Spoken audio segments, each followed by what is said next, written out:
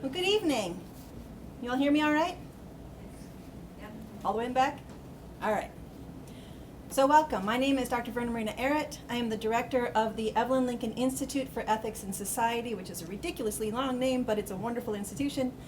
And I would like to welcome you to this panel presentation, Contemplating Afghanistan, the Past, the Present, the Ethical Challenges, hosted by the Ethics Institute. I want to thank you all for joining us this evening.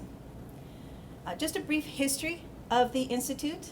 Elias, as we refer to it, was established in the fall of 2008 through a generous grant from Emily and John Costigan. Emily Costigan is a 1964 graduate of Mercyhurst College at the time. The Institute is named in honor of her mother, Evelyn Jacobson Lincoln, who graduated from Mercyhurst in 1930, so one of the first graduating classes from the institution. And she's pictured here. The Institute began with a focus on three primary areas: socially responsible business practices, science and emerging technologies, ecology, and sustainability. Since its foundation, the Institute has added public policy and social justice concerns to its work, while also considering the day-to-day ethical questions of work and community life. We have two more events coming up. On November 4th, we will screen Man Killer, Activist Feminist Cherokee Chief, with a discussion following the film on campus. And then in February, also on campus, we will host a panel on the ethical challenges facing contemporary policing in the United States. So for more information on those, you can check the Elias page of the university website, or you can check our Facebook page. Before I introduce tonight's panelists, I'd like to thank Hannah Cox, Betsy Frank, Ben Friesian, and the marketing department for all of their assistance in putting together and recording tonight's program. I would also like to thank Mercyhurst University, President Kathy Getz, Dean Christina Riley Brown, of the Hoffenmeyer College of Humanities, Arts, and Social Sciences for the support of the Institute. So on to tonight's event. Our panelists this evening are Dr. Brian Ripley, Professor of Political Science, Dr. Jacob Mauslin, Assistant Professor of Intelligence Studies, Deborah Pazmiño, Director of Immigration Services with the Multicultural Community Resource Center, and Dr. Julia Morgan, Assistant Professor of Philosophy. I will be moderating tonight's panel, and we will begin with a brief look at a timeline, which I will show you in just a moment, of the history of Afghanistan, and then brief remarks from each of our panelists to set the foundation of our discussion. So each panelist is going to get about 10 minutes to set the foundation of their particular area of expertise. I will then ask the panelists a series of prearranged questions and give them an opportunity to ask questions of each other. While we are beginning that part of the Q&A, there are two ambassadors in the green jackets, and they will be on either side of the room with note cards. So if you have a question you want to ask, get a note card and pen from them, write it on the note card, and they will give that card to me.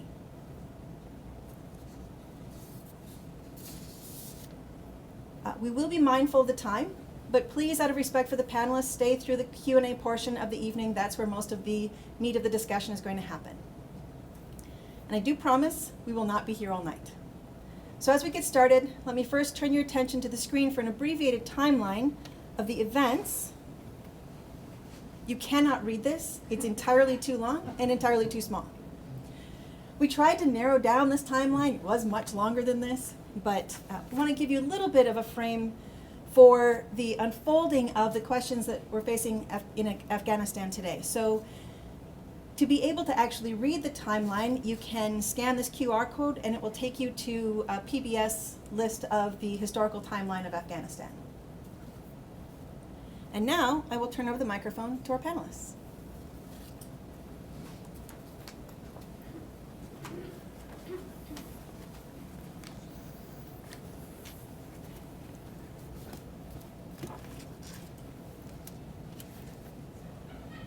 Last month, President Biden spoke at the General Assembly to an assortment of world leaders and ambassadors and said the following: "My fellow leaders, this is a moment where we must prove ourselves the equals of those who have come before us, who with vision and values and determined faith in our collective future built our United Nations, broke the cycle of war and destruction, and laid the foundations for more than 7 decades of relative peace and growing global prosperity."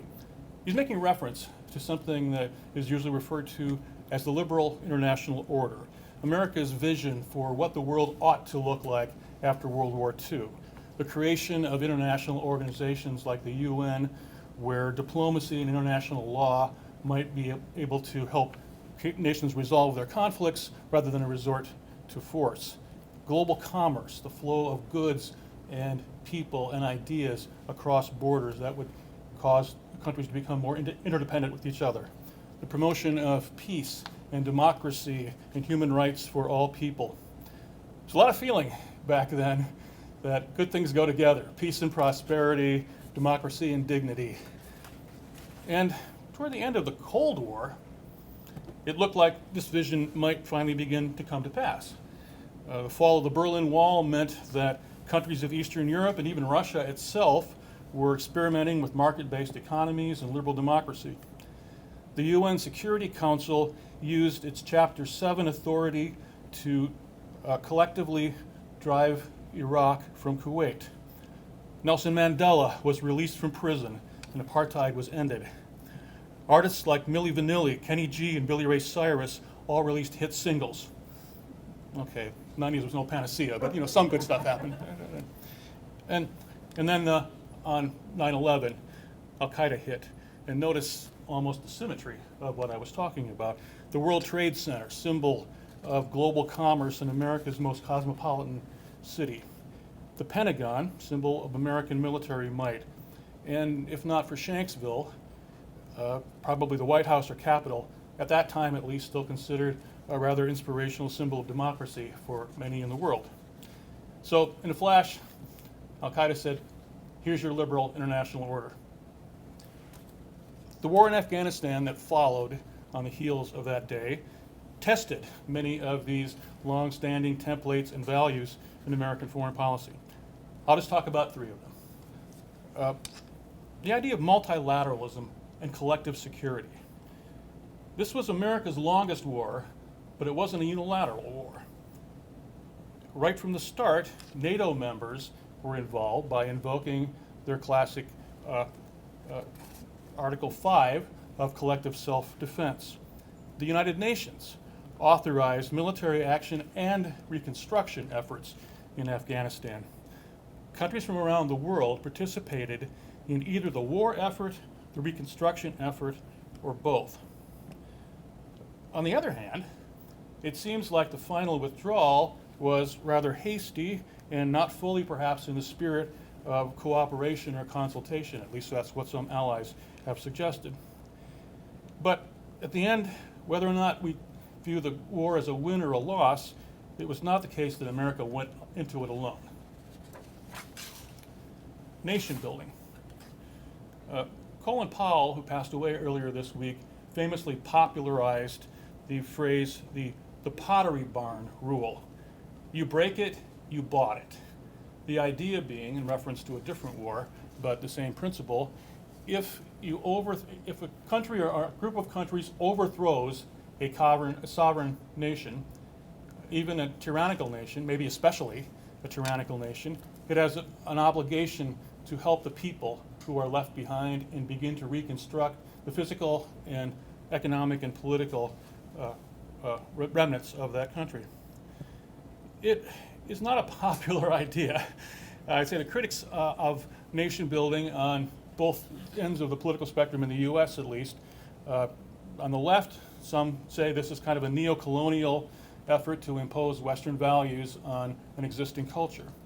Some on the right think it's wasting money on something like global social work. But it does seem like a seductive and effort because of the example earlier, after World War II, of Japan and West Germany, countries that had been wartime enemies of the US, countries that had gone from desperate and defeated after the war to now prosperous and stable allies, with US, but of course other multilateral help in that rebuilding process for those countries. So could that be Afghanistan too? I think some of the war planners and post-war planners thought. It's not just about doing good deeds, although I think that's important to do, but it also was based on hope that stability and a functioning political system and economic system, one that offered the rule of law and certain rights, might in fact be a source of stability in the world and in that region. Turns out that there are many obstacles to nation building. We can perhaps talk about some of them in the Q&A period, but among them is it's pretty difficult to do when you're fighting an insurgency during that effort. My third point, about promoting universal human rights. There's the Universal Declaration of Human Rights penned in 1948 and more or less appended to the UN Charter, much like a Bill of Rights. There are 30-some claims about rights that every person in the world should be entitled to. Things like Article 4, freedom from slavery. Article 16, the right to marry the person you choose. Article 18, freedom of thought, conscience, and religion. The list is more aspirational than binding, and no country has ever achieved all 30 of those human rights promises. Some have backslid and gone back and forth, but it doesn't look like the Taliban is in any hurry to make Afghanistan the first to break that record. The status of women in Afghanistan has garnered probably the most attention, I think partly because there has been quite a focus on it in the media, but also because it's such a story of heartbreak and dashed hopes for so many women and girls in Afghanistan. But also the rights of journalists, of ethnic and religious minorities, of scientists, of authors and artists, of LGBTQ people, of comedians who might want to poke a little fun at their politicians. A lot of these things could end up being a death sentence. The military withdrawal by the US and other countries should not mean the end of the quest for human rights, but it might change the terms of the bargaining, and it might mean the loss of leverage, at least in the short term. My bottom line, I believe that we should care about the well-being of the people of Afghanistan. I believe American power, economic, military, political, along with America's allies, should be a force for good in the world. Maybe wiser diplomacy or shrewder counterinsurgency or more clever use of foreign aid or a more nuanced understanding of the local culture would have produced better outcomes. But I'm not happy about what happened in Afghanistan. Are you?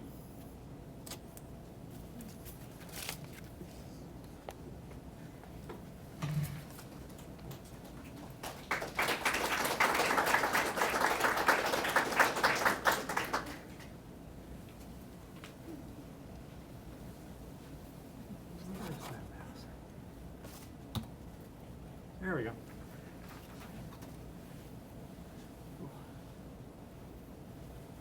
Good evening, everybody. My name is Dr. Jake Moslin. As was noted, I'm an intelligence studies professor here at Mercyhurst University. The courses that I teach really do hinge upon the focus of tonight. I focus on courses on homeland security, terrorism, as well as geospatial intelligence. Tonight I want to talk about what it is I teach. I want to talk about how the war in Afghanistan has impacted America's view of its intelligence community. And then beyond that, how the withdrawal from Afghanistan has impacted America's ability to effectively counter the terrorist threat against the United States. There's, I think, two misperceptions that I want to just try to get out of the way. First of all, the United States intelligence community is more than just the CIA. It's, when you think of the intelligence community, it immediately goes to James Bond rappelling down. That's not true. The United States intelligence community is actually 18 different agencies, all working, hopefully, in tandem to defend the United States from threats, both domestic and foreign. Additionally, intel is not just the process by which you go out and you get intelligence. You take off your shoe, you snap your picture, and then you run out. A vast majority of America's intelligence community are analysts. It's people who take that information and turn it into something consumable, something digestible by a decision maker who would then use that product to ultimately make policy. So I really want to dispel those two myths as I go into this, despite the fact that a lot of this does hinge on the CIA. intel, the intelligence community, the practice of intelligence, ultimately the use of intelligence as a means by which to make decisions by policymakers, has, I think, shaped Americans' perception of the war in Afghanistan. And I think one of the reasons why is that the war in Afghanistan really was bookended, I guess, in my opinion, by two intelligence failures. For those of us who are old enough to remember the origins of the Afghan war, enhanced interrogation techniques, you know those, EITs? Those were taking place in Guantanamo Bay. Those were your belly slaps, your face slaps, being made to stand in a room for days on end, waterboarding. As word of this gets out, especially in the early days of the Afghan war, it becomes almost this mark against the intelligence community. How far is the intelligence community willing to go to defend the United States? The justification for this, these actions, these enhanced interrogation techniques, was known as the Madman Theory. And you see this, if you go back to watch clips of George W. Bush and Dick Cheney on the news, they keep referring to this Madman Theory. You have to do as much as you can. You have to be as aggressive as you possibly can to ensure that you defend America here before the threats over there make it onto the homeland. And so that, I think, sort of set the tone for America's perception of how the intelligence community was working in Afghanistan in a very nasty way. The second bookend is what we just saw. What we saw in the news, social media. It was the withdrawal from Afghanistan. You can put whatever adjective in front of withdrawal you want to. There's quite a few that you can. The estimates that were being thrown around, given to initially the Trump administration and ultimately the Biden administration, was that it could take up to 2 years for the Taliban to regain strength and then ultimately move into the provincial capitals and then ultimately into Kabul. As more information was gathered and analyzed, that went down to 6 months. And then ultimately it went down to 90 days. That was the stat that was thrown out most often. It would take 90 days for the Taliban to make it into Kabul. And then it dropped to 3 weeks. And then it dropped to a week. The CIA has come out and said, I take that back. Folks who are knowledgeable of the timeline who chose to remain anonymous said that it was imminent and that was the worst case scenario. The intelligence community had forecasted it, but positive thinking sort of got in the way. So the first bookend, you have enhanced interrogation techniques. What in the world is the intelligence community doing to protect the United States? And then on the other end, the withdrawal, you have the intelligence community dropping, failing, essentially, to forecast the rapid movement of the Taliban from the north into Kabul. Even the Chinese, for example, they have a quote from a newspaper. It said that the world has once again witnessed the ineptitude of U.S. intelligence agencies. How terrible. So now you have American citizens questioning the intelligence community and its viability, both before the war and after. And now you have international actors, strategic threats to the United States and its hegemony, now questioning the capabilities of the United States intelligence community. What's very unfortunate is that between these two bookends, these two perceived failures, there are an abundance of successes. The CIA was on the ground before the initial invasion. The CIA was in the north. They were in Turkmenistan. They were helping the Northern Alliance. They were helping to provide a foothold for what would be the mass incursion of the coalition forces that would ultimately move into Kabul. It was the intelligence community that allowed such a successful transition from authoritarian regime, the Taliban, to some semblance of what would become a, hopefully, fledgling democracy. The intelligence community was there, but it does not receive the recognition that it should. It was the intelligence community that helped track down Osama bin Laden, ultimately taken out during the Obama administration. It was the intelligence community that assisted taking out Al-Qaeda, at least, hopefully, temporarily. So you have these two bookends. that last bookend is now past, and now we have to look to the future. We have an Afghanistan that is being controlled by essentially the Taliban Part 2. And unfortunately, it seems like it might be a Taliban that's as bad or perhaps even worse than it was before the U.S. and coalition occupation. The CIA has estimated that right now there are upwards, actually there might be up to 14 different terrorist organizations operating in Afghanistan. This is a bit of a problem. They have training camps. They're using Afghanistan as a means by which to continue to funnel money, illicit, into their coffers, at which point they will use that money to launch attacks against U.S. forces internationally, and heaven forbid, obviously, it's terrible that they would attack anywhere, but possibly make it into the homeland itself. So now that the U.S. does not have a physical presence in Afghanistan, what in the world do we do as far as counterterrorism is concerned? The original plan before this awful withdrawal happened was that the United States had a backup. The CIA and the intelligence community of the United States would have a presence in Afghanistan. But the bulk of the job, the bulk of the work was actually going to be conducted by the Afghanistan, the governments, the Afghanis intelligence services, which were relatively well trained because they were trained by the best, the United States intelligence community. That has ceased to exist, and many of the employees that belong to that agency have gone into hiding. So there goes America's eyes and ears in the country. I noted earlier that the CIA is not the intelligence community, but it serves a very important role. It is the eyes and the ears. The CIA have operatives on the ground. They're creating contacts. They're enhancing communications. They're helping to provide the United States intelligence community very broadly with the information and targeting information that it needs to make effective decisions, to pass along those recommendations to policymakers to keep Americans safe internationally and at home. Without that presence, it hurts the entire intelligence community. Human intelligence, the means by which you go out and you make physical contacts, provided us with a way to locate individuals that acted as a threat to U.S. forces in the country and American citizens around the world, but also at home.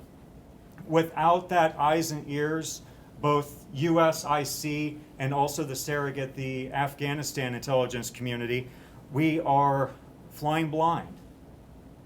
What was before the withdrawal, the intelligence community being able to, no pun intended, target like a rifle, we now have a situation in which the intelligence community now has to fire like a buckshot, hoping that your target is within the spray.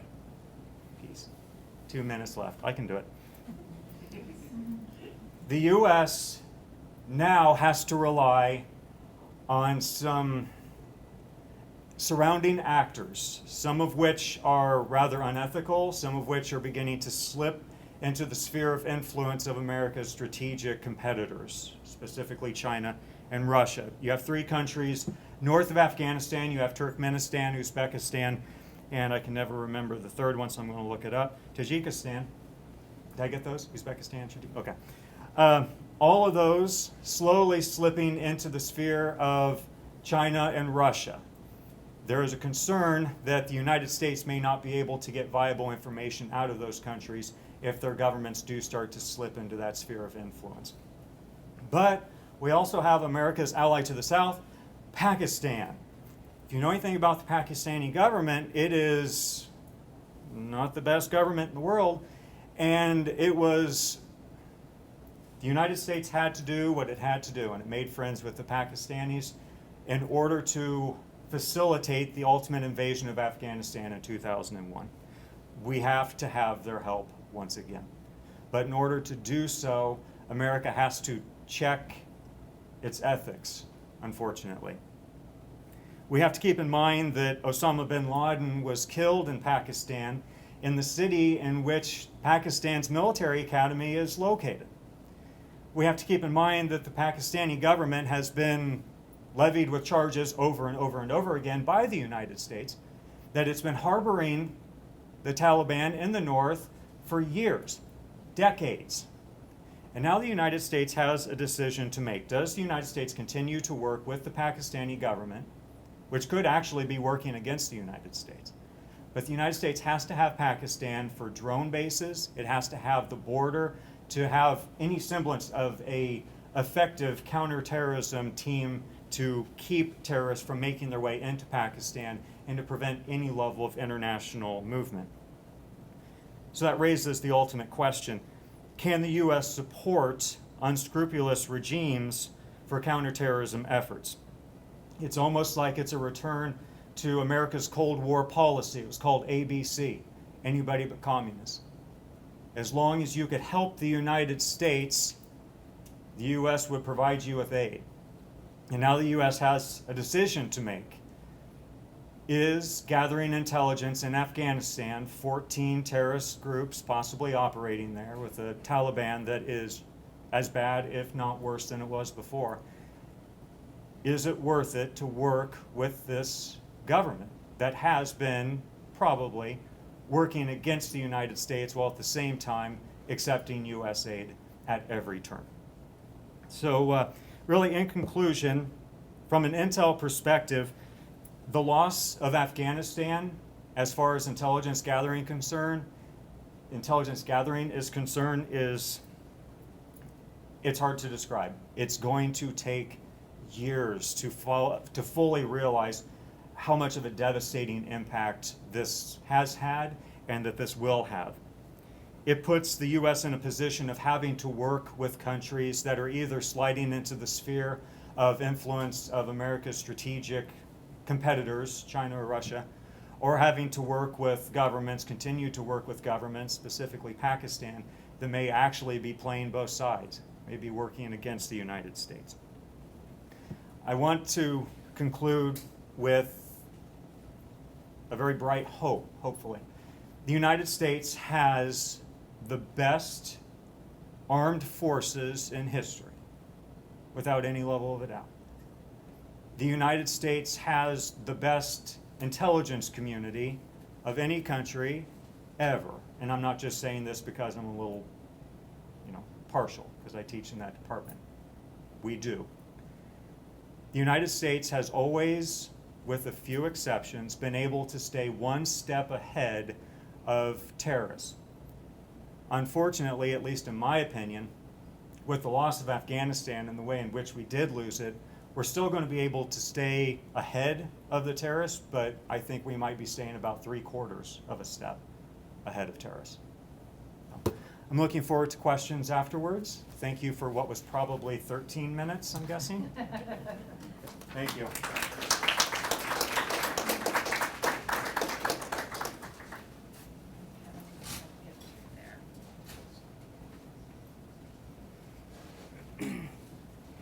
Wow, that was really interesting. My name is Deborah Pazmino. I am the Director of Immigration at the Multicultural Community Resource Center here in Erie.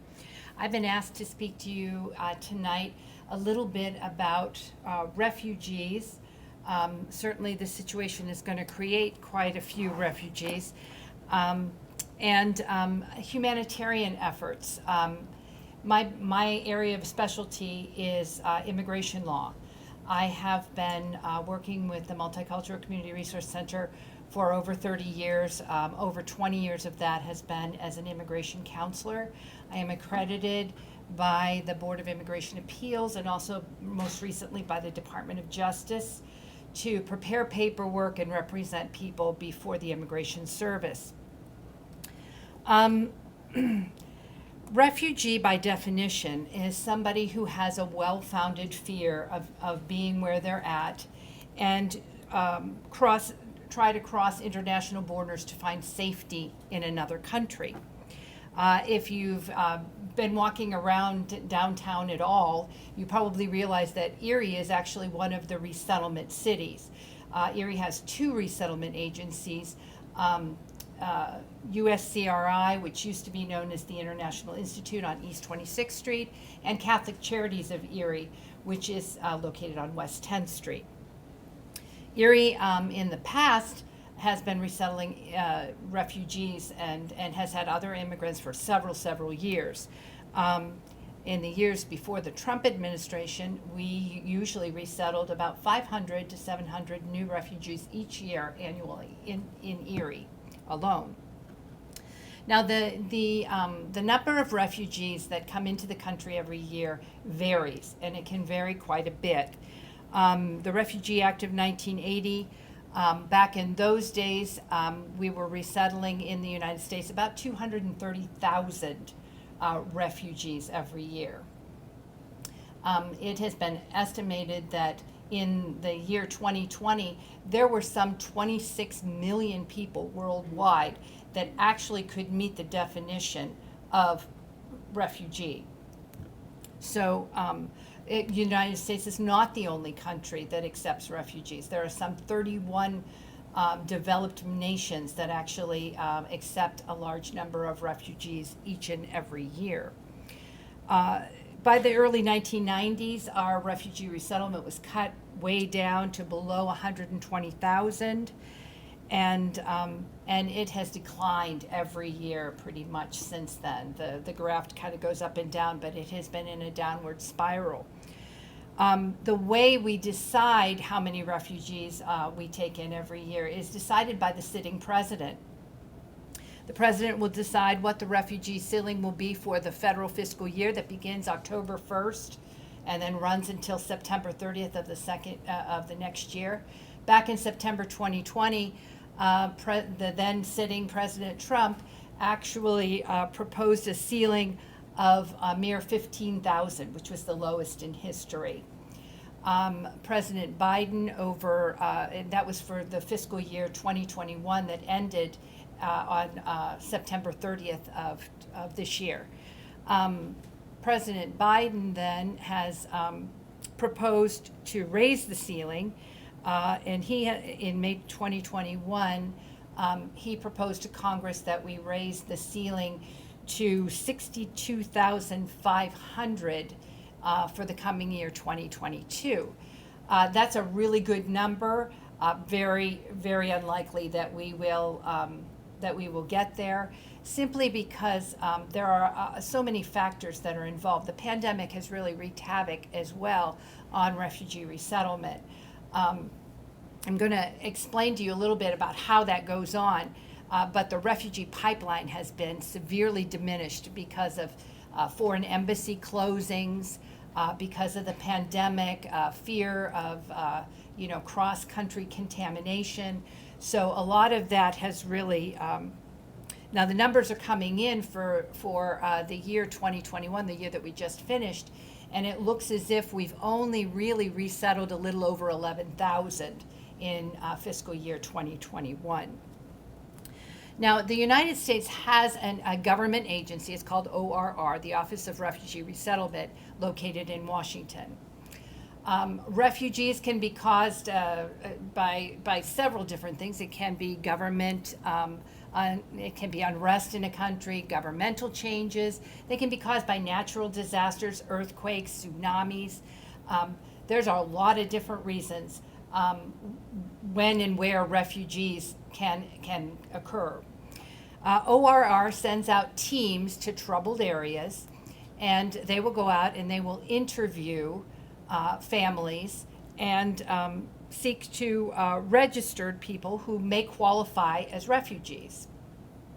Now, like I said before, refugees have to have a well-founded fear of being where they're at, and they typically need to be persecuted on one of 5 grounds: race, religion, national origin, membership in a particular group, or political opinion. Well, we all know what political opinion and race and religion and how that can do. Now, the persecution based on membership in a particular group, it could be actually a particular tribe of people, or it can be something like the LGBTQ community, who are persecuted in some countries or would be punished. It can be women in certain political settings. being a woman, a single woman with children, a woman who suddenly loses her husband, could become a refugee and need to be added to that protected class. Now, when these refugees are found, they are named as principal refugees, given case numbers. Members of their immediate families are given derivative visas because we do like to resettle families. Oh, already? Okay, so when they come in, I'm just going to basically tell you what they are eligible for. They get 8 months of refugee cash assistance. That sounds like a lot, but it really isn't. Some of them need to learn English. Our goal with refugee resettlement is to become self-sufficient. That means we need to get them up and running as quickly as possible. Many of these people have never seen doctors, so in that first 8 months, they're seeing doctors. We're evaluating who's employable, getting children into school, getting the elderly on SSI, getting them adequate housing. They are eligible for 5 years from date of entry for case management services designed to make them be successful in the United States. After they've been here for 12 months, they're eligible for permanent residency. After they apply for permanent residency, after 5 years, they are eligible for U.S. citizenship. So I just want to go over just a little bit about what's going on in Afghanistan, because that's what we're here to discuss. I did some checking on the USCIS website. There was a program that was instituted for Afghanis and for Iraqis that are helping the U.S. military in those areas. The Afghani Allies Protection Act of 2009 created what we called a special immigrant category. Now, these people are the people that are Afghani and Iraqi nationals who have been working on the ground with the military and the other special forces that are working in that area. In order to be eligible for these special immigrant visas, you have to have worked with the forces for at least a total of a year, have a positive recommendation from your supervisor, have experienced a threat because you've been associated with the military or the special forces that are occupying that country, have to clear a background check and not have anything else that would make you ineligible for permanent residence. During the evacuation, there were a number of people, Afghani citizens, who were evacuated and given that special visa determination. Some of them had already applied for it and had already gotten it, but they were still working with the military, so they were still over there working. Those people will come in, they will get a green card in the mail very shortly afterwards. They are being resettled around military bases, usually out west, and the thought is that they have forged very close friendships with people in the military and special forces, and that these people would help them to assimilate into the communities and be successful. Language is not a problem. They have obviously been working as guides and interpreters and translators for the military and special forces. So they just need to learn to become acclimated to American culture. So there's a lot of other things. Immigration law is very, very deep subject, very difficult, very complicated. But I will tell you what we can expect to see in the days and months ahead is that there will be other Afghani citizens who will flee to those countries around Pakistan, all the stands, okay? And because they will be fleeing the Taliban. So once the ORR is able to, they'll be sending teams out again, not into Afghanistan because the Kabul embassy is closed, but in those areas around there. So we can expect to see Afghani refugees arriving in the United States probably in the months and years ahead. And I think my time is up. Thank you.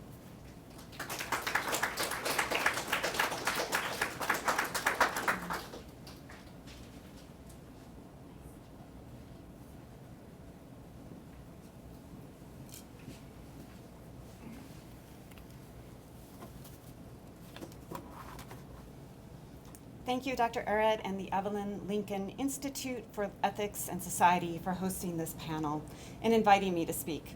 The speed with which this panel was put together and the willingness of folks to participate says much about the spirit and commitment of Mercyhurst University to its core values and its mission, and also about the power and vision of the Institute's director.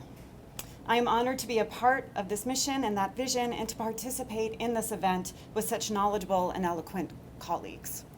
Thank you all for attending. Even though this issue is no longer on the front pages of the newspaper, it remains important as we move forward as a nation that plays a major international role, has interests abroad and at home that require protection, and as a community that, as Deb explored, will be asked or may be asked to welcome refugees at some point in the future. The decisions we make and the reasoning behind these decisions are not simply one-hit wonders, as it were, but are decisions that will impact both how others see us and how we see ourselves.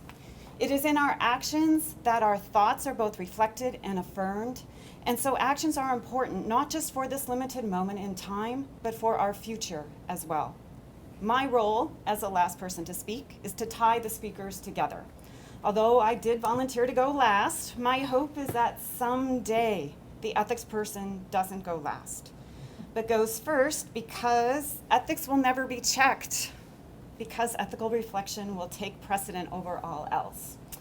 Such is not currently the case, but we just keep trying. Every speaker that came before me talked in different ways about being more thoughtful, about remembering the past before we take action, about thinking of the future before we implement policy, about being careful when we make judgments about people. These ideas lead to the first of the three themes raised by our discussion tonight for me: the necessity of critical self-reflection. We heard more than once during the recent Senate Armed Service Committee hearings that the U.S. did not adequately understand Afghanistan, that the U.S. relied upon poor intelligence, as discussed briefly by Dr. Moslin, and should have listened more to those U.S. service members in the field. One way to remedy these mistakes and to perhaps meet the list that Dr. Ripley had of how to do better is to inculcate being critically self-reflective. Moreover, being self-reflective mandates that we be honest.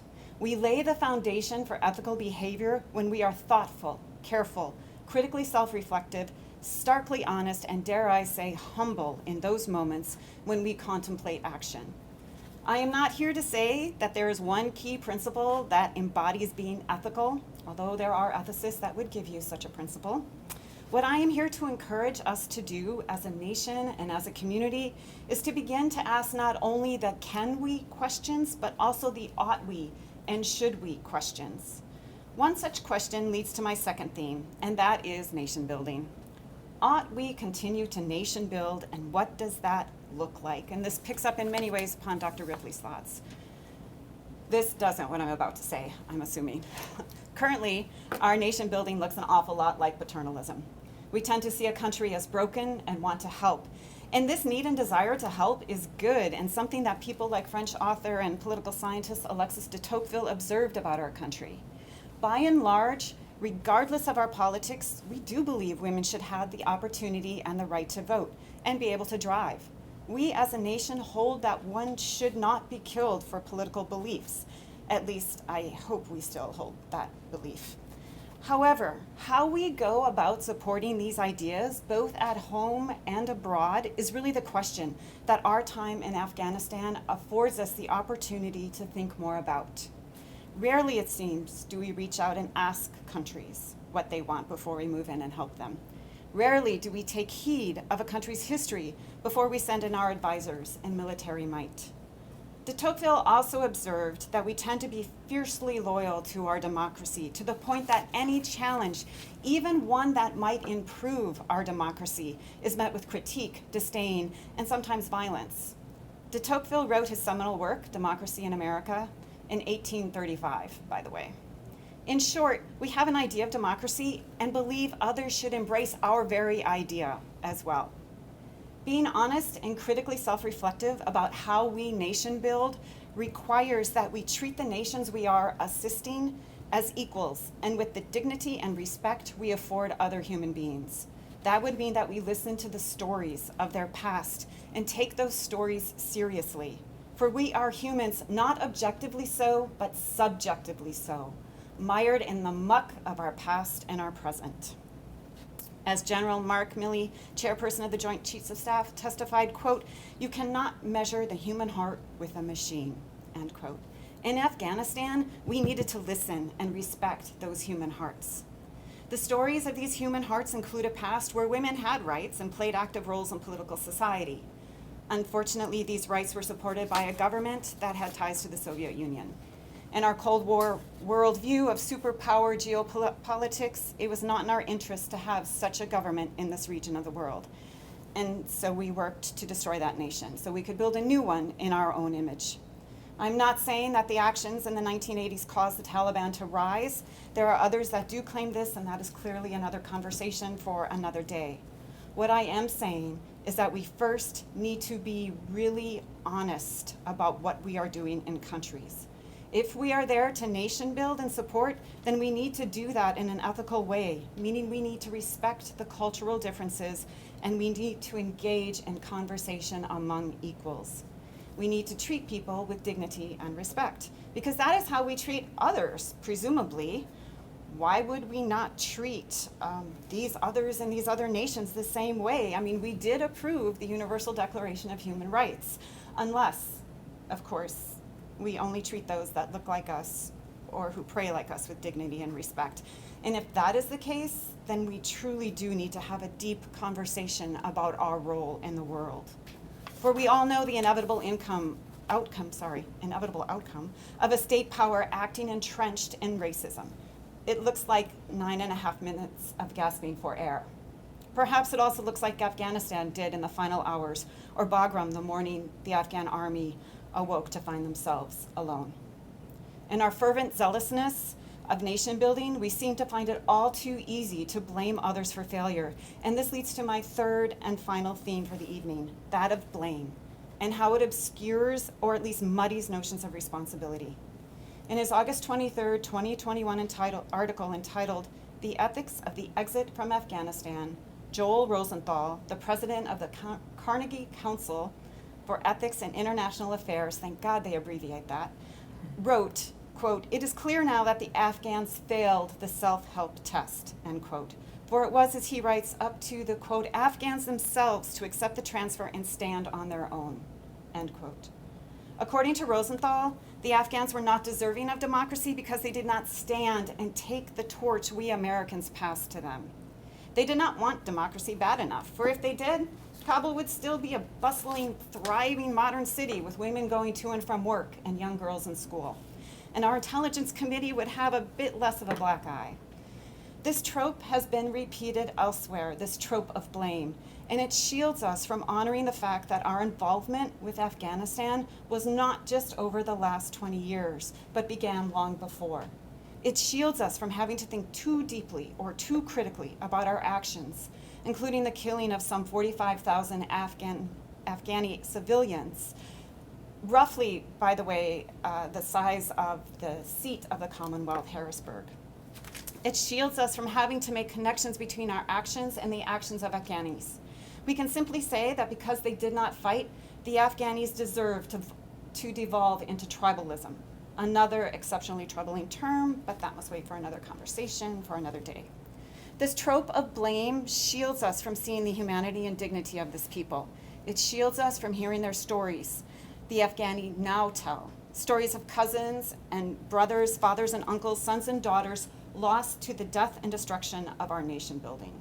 This trope shields us from taking a hard look at our responsibility to this region. It shields us from taking a hard look at what democracy is.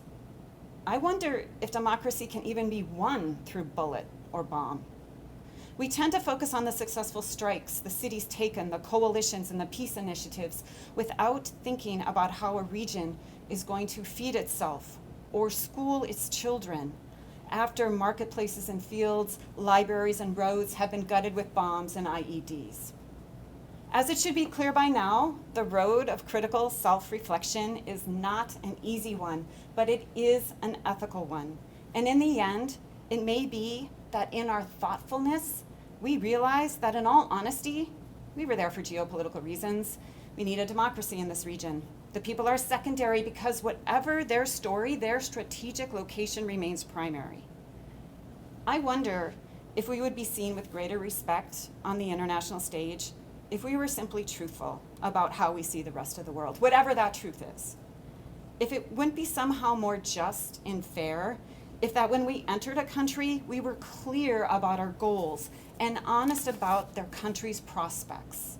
Of course, that might require that we compensate, but perhaps that would be an avenue for the countries we enter to negotiate schools and technology transfers to prepare for that morning when they awake to life after the US.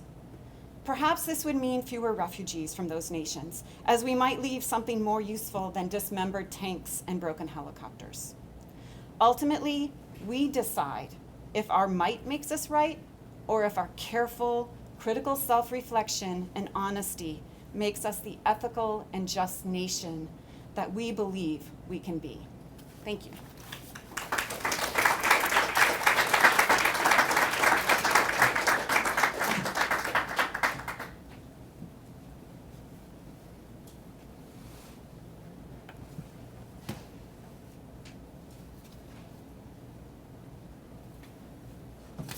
So first, let me thank our panelists again for their thoughtful comments as they frame this conversation for us tonight.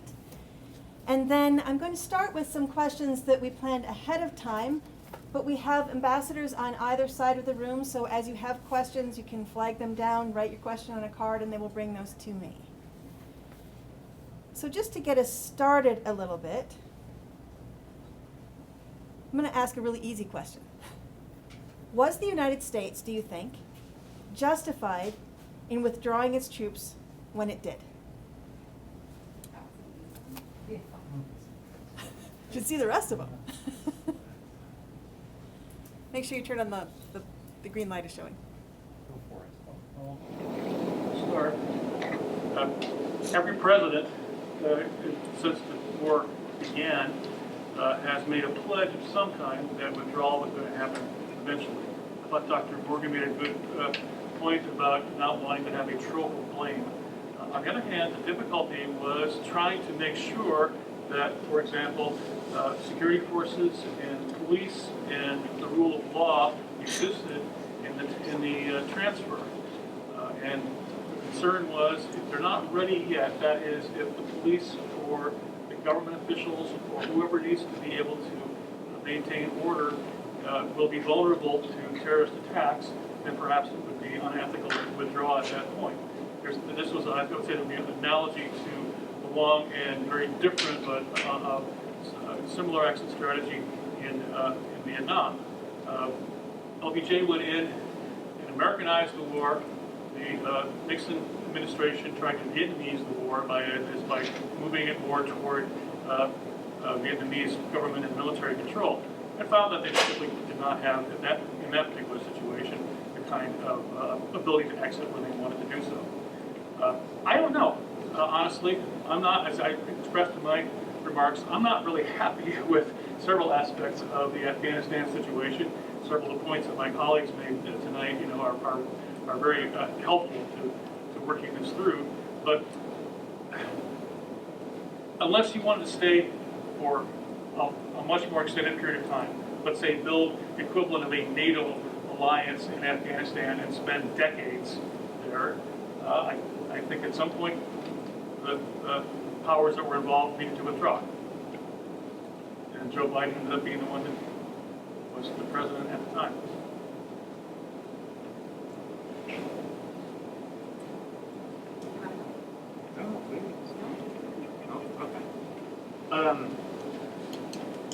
In my opinion, yes, it was the right time. The United States has spent 20 years in the country. It's spent well over $1 trillion in rebuilding infrastructure, trying to ensure that the physical infrastructure and apparatus of government was indeed functioning. And for the most part, it was. However, even after 20 years, there's one thing that you simply cannot fix, and that's political corruption. If after 20 years you can't remedy political corruption, then another 20 years simply won't do it.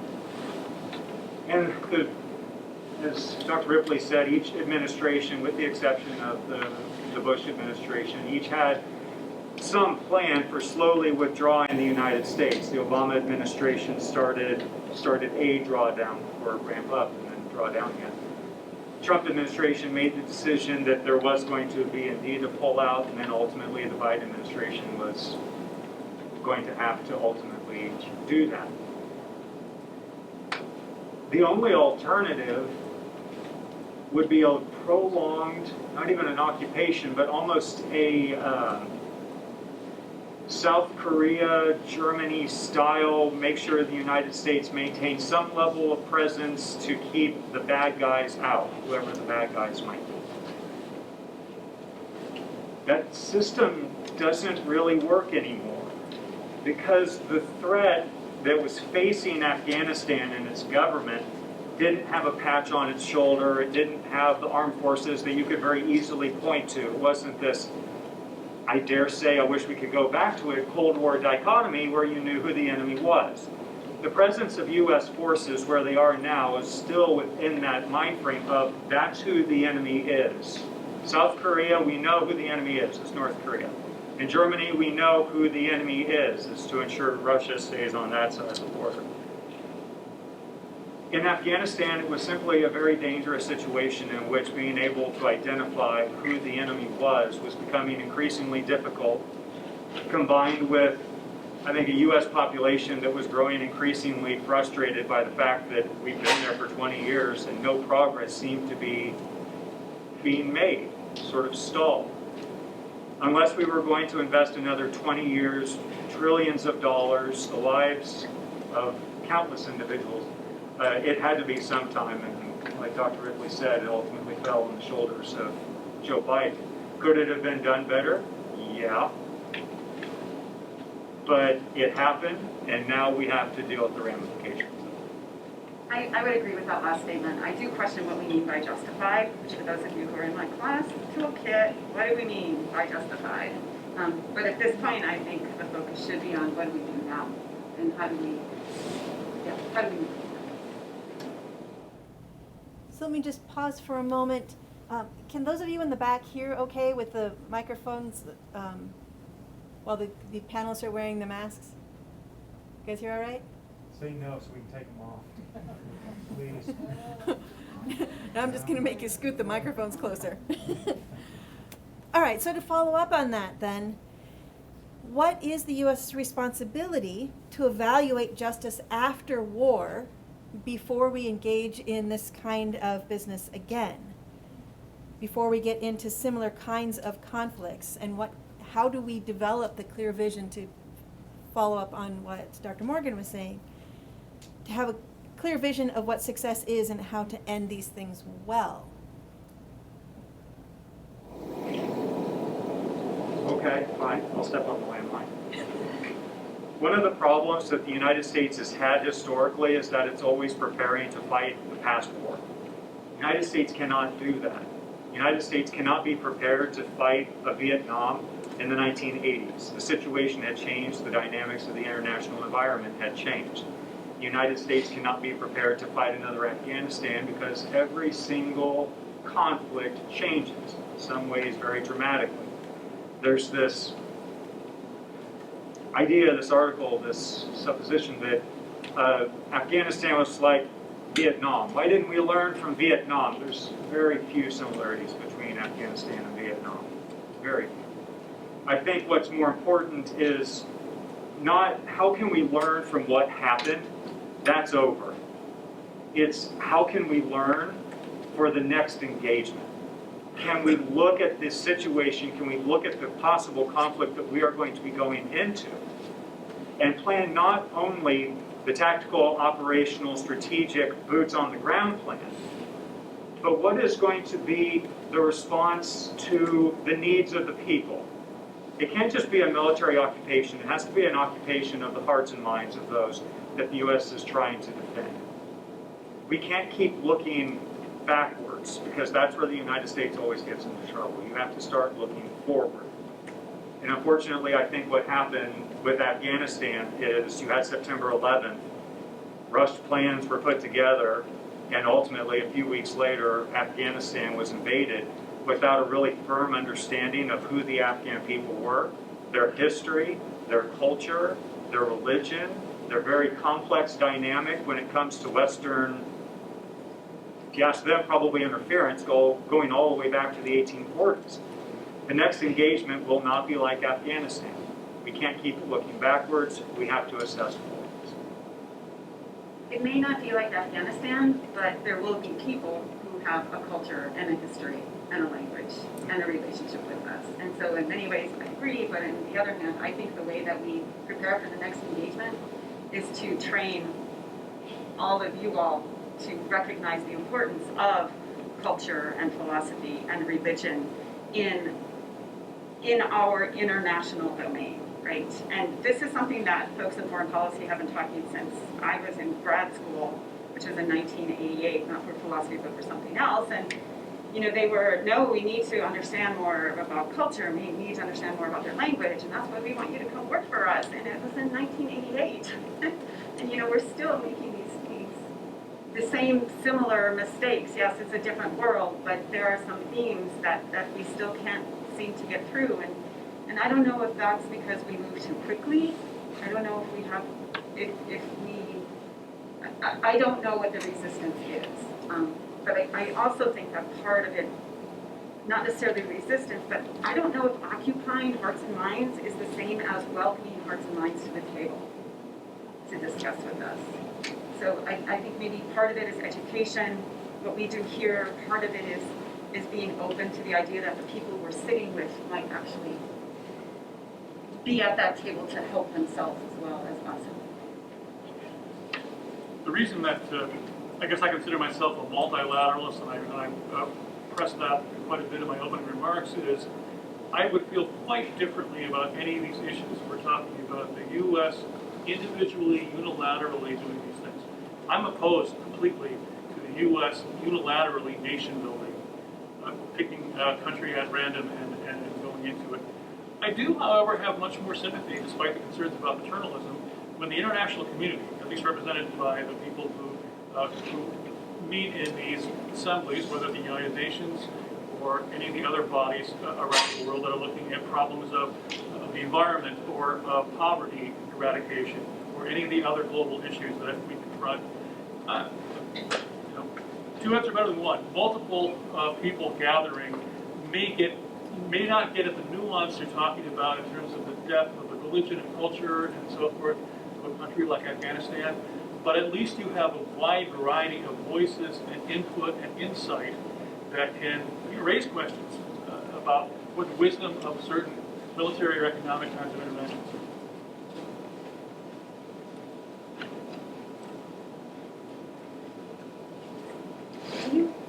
What do you think we need to do? Well, I'm not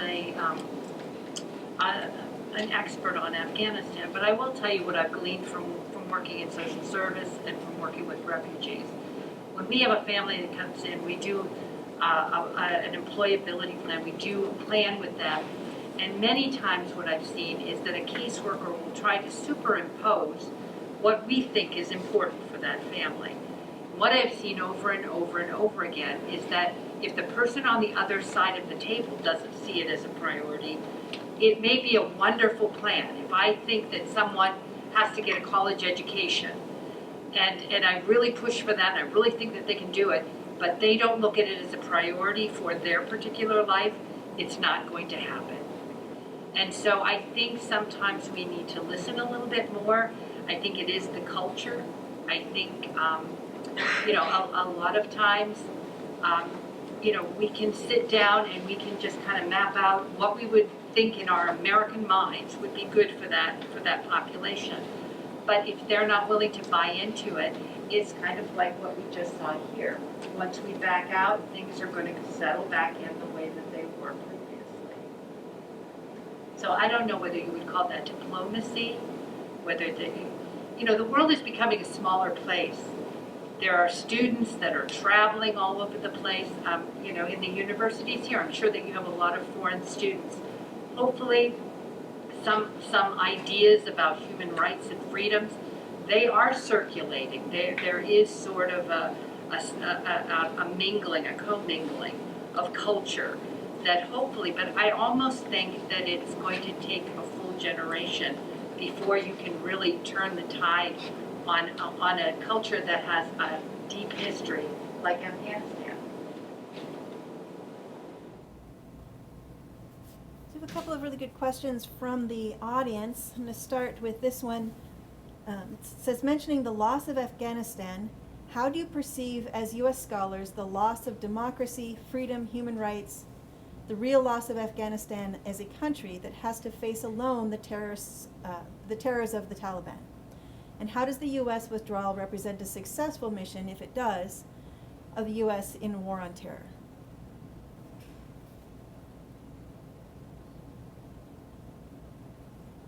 You want that again? Yes. All right, let me do the first part. Mentioning the loss of Afghanistan, how do you perceive, as U.S. scholars, the loss of democracy, freedom, human rights, as the real loss of Afghanistan as a country that has to face alone the terrors of the Taliban?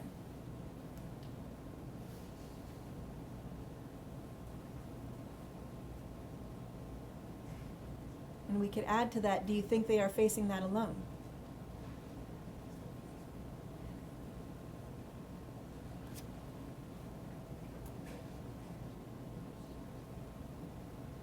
I think you guys stumped the panel. Well, I'll start off with just say I brought with me, downloaded an article from Human Rights Watch, which you may know is a pretty widely respected non-governmental organization, raising the flag. They've been concerned about women's rights in Afghanistan for many years before the most recent war in Afghanistan took place, and are trying to raise the alarm now about what to do next. It's one possible way to continue the fight for human rights, for example, in Afghanistan, would be through non-governmental efforts. It sounds like it sounds weaker, maybe to even start thinking about, well, so the military can do this. Well, because maybe this isn't the right job for the military to do. Maybe a network of people around the world who have the ability to mobilize their populations on behalf of a cause like this could be one of the hopeful signs for the future. I mentioned Nelson Mandela in my talk, whereas the women of Afghanistan may also be producing the next Nelson Mandela, who can be mobilizing women around the world, and men and women both, who will pressure their own governments, our own governments, to do more with diplomacy. In the same speech that I talked about from President Biden, he says we should be doing, instead of relentless warfare, relentless diplomacy. I don't know what that means exactly. I don't exactly know what form it should take. But yeah, there are other options besides going to war to try to accomplish these goals. I would say better methods than warfare. My initial take. So I'm not sure, sorry, I don't mean to be the philosopher and always be questioning your questions. Sorry. But I think as far as perception goes, because it was how we perceive, I mean, you know, I think any human being who has empathy can just imagine what it would be like to wake up one day and realize that, like, there's a potential that you're going to die that day because you have a job and you're female, right? So I you know, my perception of this loss of democracy and freedom and human rights is one of actually fear and helplessness in many ways. But I do think that the way that we mobilize that is in many ways through NGOs and non-governmental organizations, which tend not to have quite so much of an agenda as maybe a government itself does. And so, yeah, I don't know if I answered that at all. I don't think anybody should abandon Afghanistan. I don't think we should as individuals. I don't think NGOs should. I think we should, you know, in researching other activists and issues of activism and instances of activism throughout the world, the one thing that often keeps them going is the recognition that there are people out there who are hearing their story. The thing that destroys them is when they think nobody hears and nobody cares. So to the extent we can send up as many smoke signals, whatever that looks like in our day of social media, to let them know that we're here and then engage in that in a real way, which I don't know what that is, but if we're interested, let's do something and we'll get together and we'll figure that out. But yeah, I that's where I'm at. Let me come at this question then from a little bit different angle. So this person asked, in today's news, it seems like the world leaders, nations, governments, etc., are weighing the pros and cons of continuing to refer to the Taliban as a terrorist organization versus treating them as a legitimate government with a seat at the world table and access to foreign aid. What are your thoughts on how the international community should interact with the Taliban?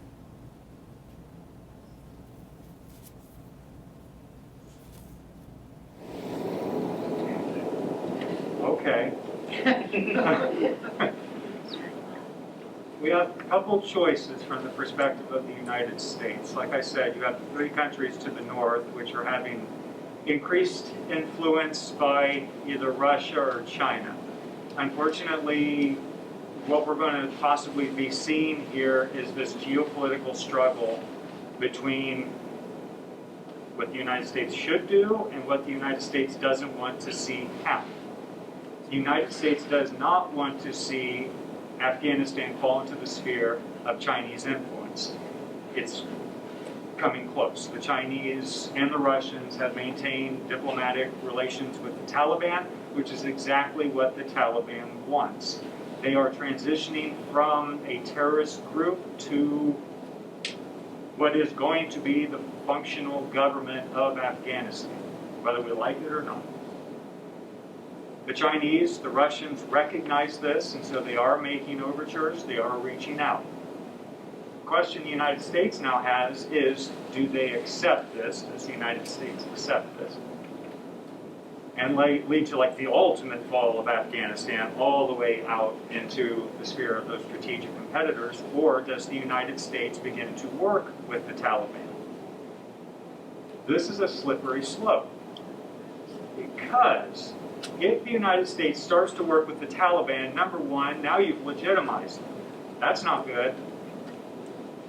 But at the same time, if you don't reach out, then the individuals that truly need aid, women, children, those in the countryside, aren't going to get it. The Chinese, the Russians, they're just going to continue to funnel money into a government that is basically a puppet. They don't care about the people, they care about the government. If the United States is going to interact with the Taliban as any level of actor that's somewhat reasonable as a government, I think one is probably going to have to come through NGOs. But the U.S. is also going to have to make sure that any aid that is given to the Taliban, try to keep it out of that sphere, is being allocated appropriately and is being given out by neutral third parties. What tends to happen with NGOs, these NGOs go in with very great ideas. And then the government says, okay, we will take your aid, we'll disperse it. They take this aid out to the countryside and they start giving it to the local population saying, look what we brought you. We are a legitimate government because we're bringing you food and water and medicine and everything else that the people want. So it's dangerous. Because if the United States helps, it's making the Taliban look legitimate. If the United States doesn't help, other countries are going to make the Taliban look legitimate. It's sort of a catch-22 that I am not looking forward to seeing how it plays out, personally. There's also a range of ways to communicate from state to state, right? Somewhere between absolutely cutting off communication and a full-fledged embrace. So can there be talks at lower levels between diplomats on technical issues? Can there be some cooperation in some areas despite profound differences overall in terms of ideology or human rights?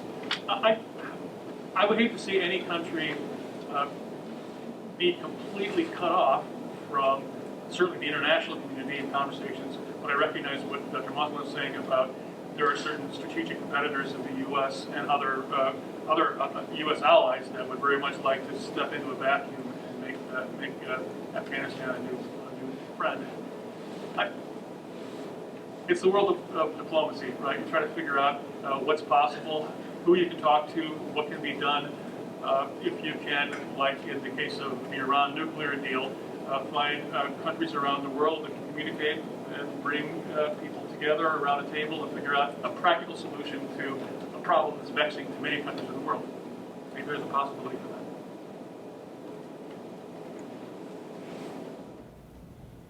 So we have several questions that are on similar veins in looking at the initial U.S. involvement at all the way back to the U.S. involvement with the Mujahideen. And so the question that sort of wraps all these up together is, do you think it was a smart decision to go and try to westernize Afghanistan in the first place? Should we have started in this situation? Well, for clarity, correct me if I'm wrong, but in 1948, the then king invited, I forget the company, in to help with a hydro project in the Helmand Valley.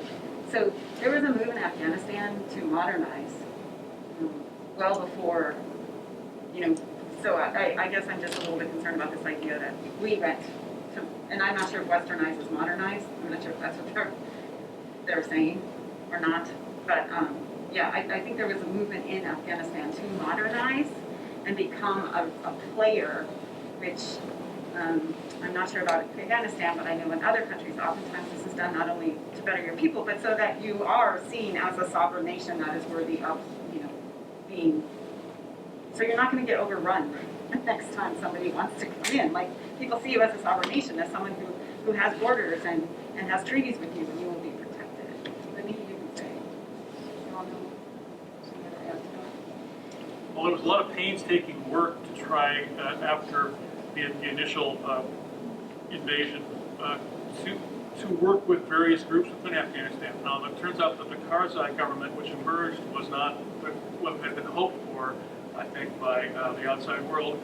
But there was, at least in the process, trying to be, from my point of view, and I will claim area expertise on this, but the paternalism that Dr. Morgan's concerned about seemed to be somewhat offset by a very careful set of measures trying to hear different groups within the country, realizing that there were age-old enmities, realizing that you couldn't overnight produce some magic solution, but that step by step there might be some coming together of a government.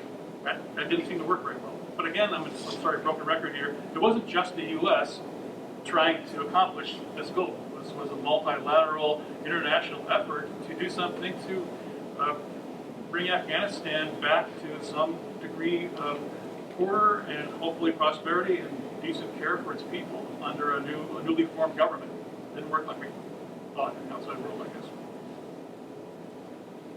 This kind of goes back to my point, too, from earlier. The United States cannot keep looking backwards and trying to fix what it did. It needs to start looking forward and trying to make sure it's not breaking what it's going into. It's terrible to say, the Taliban sort of had a decision in its own future. The Bush administration said immediately after 9/11, in fact, Bush pretty much said it on the evening of 9/11, Taliban, you need to give up Osama bin Laden, and you need to cut off all ties with Al-Qaeda and every terrorist group, period.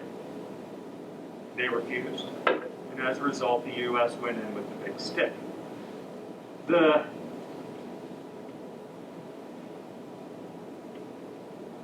simple fact of the matter is the United States, I don't think, had a full understanding of the culture, of the history, of the tribal dynamics, there is religious differences in the country, vast religious differences, the geographic differences. It was a situation in which the United States, I think, had to do two things. One, had to justify the invasion on the grounds of counterterrorism. It did. But what do you do afterwards? You have to justify it based on bettering the lives of the people. And that ignorance of the incredible culture of the Afghani people, the ignorance of the incredible history, led the United States to immediately, and the coalition, immediately drawn to, it has to be democracy. That's the best government ever tried. What was it Churchill said? It's the worst form of government except for all the others. There you go. It's what the United States knows. And so the Taliban sort of forced America and the coalition's hand. You have to go in and you have to do with this power vacuum what you think you know, and that's to create a democracy. So I think what we've been hearing tonight is there are really sort of three big areas of concern here: the political concerns, the national security concerns, and the humanitarian concerns. And what is actually happening to people, what are they facing, and what will they continue to face? So we'll see if we can tie some of these all together then, returning then to Dr. Ripley's comment about Colin Powell. So following Colin Powell's Pottery Barn rule, that if we break it, we buy it, does the United States have a particular responsibility to take in refugees from the conflict that has followed our withdrawal? I would say yes. And I'm sure that we will. Like I said, there will be people who will be displaced. The United States will take in refugees, not only from Afghanistan, but from anywhere in the world where conflict exists. We have seen a reduction in number. There could be a lot of different reasons for that. I do think that the disparity between the living standards in the United States and in developing countries, it was kind of it was more marked in the past.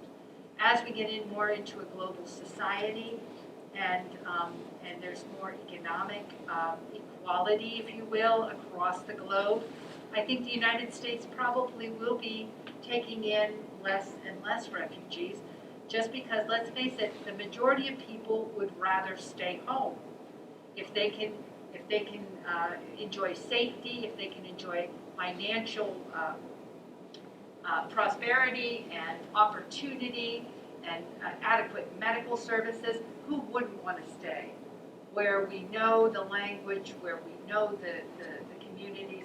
I think that we will see less and less maybe refugees going from one country to another, and hopefully, as the world sort of equalizes, that we will send humanitarian efforts over there. I know that during the previous presidential administration, that was the thought. America is for Americans. Let's keep everybody else out. It's for us. But, in years past, that really hasn't been fair, because what did we have? 80% of the resources were right here, and 20% was spread around the world. But as financially and things get spread out globally and countries develop, I'm hoping that we will see less and less refugees everywhere, because people will be able to stay at home and enjoy their native countries rather than to feel that they need to move to be safe.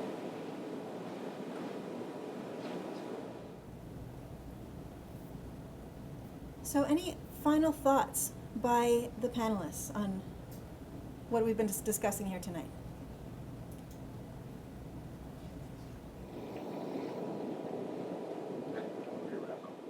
This is a wait-and-see situation.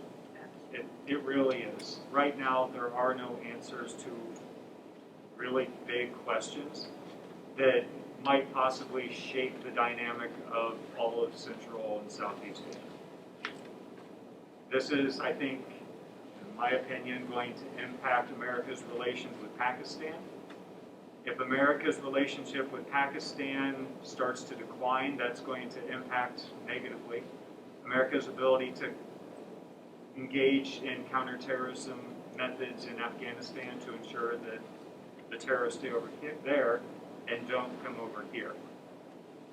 So not only does it incorporate America's relationship with Pakistan, but you also have to start incorporating the idea of what is China going to do? What is Russia going to do? What is the international community going to do in relation or regards to, is the Taliban a legitimate government? Is the United Nations going to accept the Taliban as a legitimate government? There's even factions within the Taliban that are fine with women going to school and holding jobs and trying to restore some semblance of human rights to this historically overlooked minority in that country. We don't even know really what the Taliban is going to look like next week, let alone in 3 months, 6 months, 1 year down the road. I do not envy the Biden administration, one, because of what happened last month or 6 weeks ago, but also having to walk through this proverbial, no pun intended, minefield of what is happening in Afghanistan, what are the geopolitical ramifications of it, changing, morphing at every turn, while at the same time trying to ensure that the United States looks like a viable supporter of freedom fighters all over the world, while at the same time trying to reassure its allies all around the world that if push comes to shove, the United States will come to its aid. I'm afraid we're getting very close to this. After Vietnam, what's called the Vietnam Syndrome, where the United States was pushed out of Vietnam, the United States won't ever fight another war again. It's chicken. I'm concerned that we're going to start seeing other regimes start to act up because now you have the Afghanistan syndrome. There's just so many puzzle pieces that are not even in the box. They haven't even been manufactured yet. That this is going to be an evolving topic over probably a decade, maybe even more, before we have any idea of where do we go next.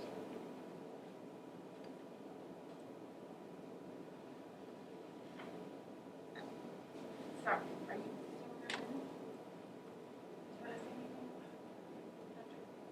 No. Oh, I would agree with all of that, but then amend it to be we wait and prepare. By that I mean that I'm hearing exactly what you say about not looking backwards. I get that, but I also think that we need to learn from the fact that we were so poorly unprepared with regard to religion and culture. And so again, I just come back to what I said earlier. That in that preparation, that means that we're not only self-reflective, but that we prepare future intelligence people, we prepare future people from the United States, we prepare everybody, right, to understand what's happening in these different places with these different cultures. So that when something does happen, we don't have to play catch-up, but we'll have a much better sense and maybe even have relationships there that we can call upon. Perhaps not official, but the relationships. Well, I want to thank the panelists again for their wonderful work with us tonight. So first. And then I want to thank all of you for coming and so graciously staying until the end of this evening. I appreciate your time and your attention this evening, the wonderful questions that you have asked. And please come to other LAS events. We will put it on the website. Have a wonderful evening.